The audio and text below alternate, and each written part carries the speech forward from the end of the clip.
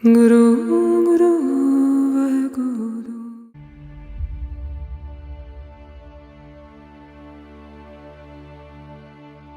my name is Miriam and welcome to my channel. I am a medium to people, pets, and the paranormal.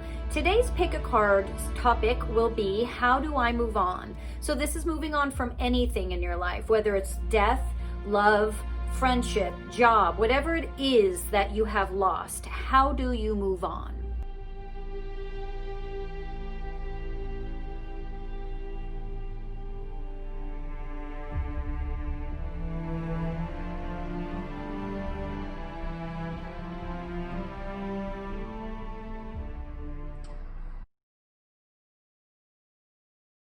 Card 1, how do I move on? So moving on for you, card 1, is painful because there is still the shock, there is still the daggers, if you will, feeling backstabbed, feeling manipulated or lied to, hurt. There's just so much pain that is feeling very fresh, very raw still. So moving on for you is going to happen, but it's going to happen slower, as it should. Because most important for you, card 1, is that you heal first before you move on. Because if we skip the step of healing, moving on doesn't happen, right? We stay stuck. And you're in shock, you're raw, you're still in it. And that's okay, stay in it. Be in it, just be where you're at. Try, I know it's hard, but try not to distract yourself with other things or jump to the next thing. Just be in this for a minute, stay home, eat if you want to eat, you know, but most important is finding a way to pull yourself out with tiny steps. So it's that daily practice, even if it's just 1 minute a day, even just 1 minute of a day, to just sit in meditation or do 5 minutes of a few yoga postures, just so you can remind yourself of what balance feels like. And when you're ready, you integrate that into your life. So even though it sounds obvious, it's not. We forget to heal. We forget that when we go through a massive loss, whatever that is, divorce, losing the house, whatever, that we need to heal. We need to not just push through and move on. You need that time to sit and feel bad, feel sad, feel angry, feel all those things so that you can move forward healthy, strong. You can move forward with forgiveness.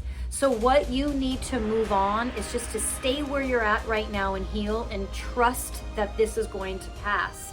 It is absolutely going to pass, and it's going to pass sooner when you're present and you're in it. Card 2, what do you need to move on? Card 2's in limbo. So card 2, for moving on with you, it's hard because you're a little stuck. There's pieces to the puzzle that haven't been placed. There's people that haven't arrived. There's situations that haven't occurred. And so your healing is kind of stagnant. It's just kind of sitting there, and it's in a holding period, and it sucks, you know, feeling like you're stuck even though you're not. You're in limbo is hard. It's absolutely hard, but it's part of your healing, and it's a really important part of your healing. And I think that your guides are saying that if you can learn to be comfortable in the uncomfortable, everything after this is going to feel stronger, clearer, better.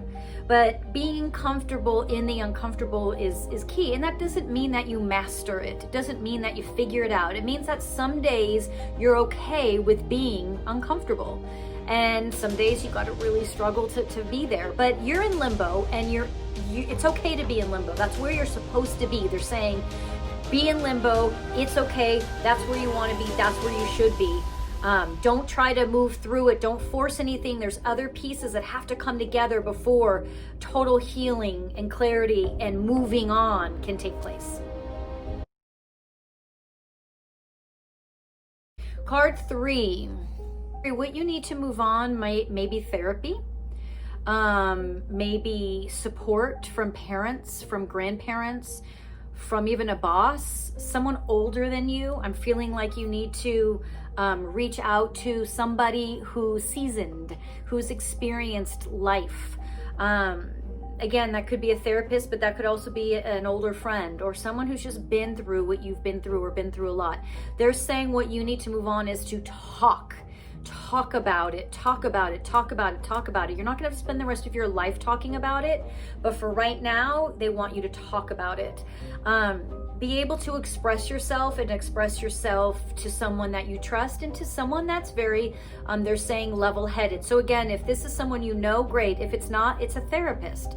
It's finding someone who's grounded, who understands, who can listen while detached, they're saying.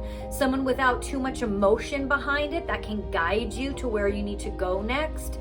Some of you might be thinking, are you crazy? I'm not going to therapy. That's too much. No, it's not. And you only have to, you don't have to go forever. You can go a few times. People don't realize that sometimes therapy just gets us right over that hump. You know, it's not something we have to do forever, or you are there for a while. You know, going in and out of therapy, there's nothing wrong with that. So for card 3, you're being told, how do you move on? You have got to talk about this. You've got to find that person that's grounded, that's not emotionally attached, that's been where you've been, that can hear you and listen, and then will guide you to your next steps.